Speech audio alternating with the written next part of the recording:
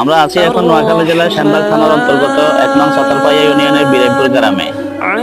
গ্রামটি বন্যার পানিতে প্রায় ডুবন্ত অবস্থা। অলরেডি বাড়িতে পানি উঠে গেছে। দেখেন এটা ওই যে ছেলেটা যেখানে দাঁড়িয়ে আছে এটা চলাচলের পথ। ওই যে তাদের বাড়ি দেখা যাচ্ছে, তাদের বাড়িতে অলরেডি পানি ৬ ইঞ্চির মতো। এবং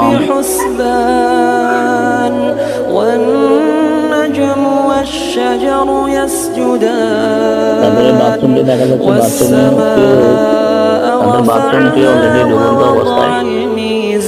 পানি আর পানির কোনো বিকল্প নাই।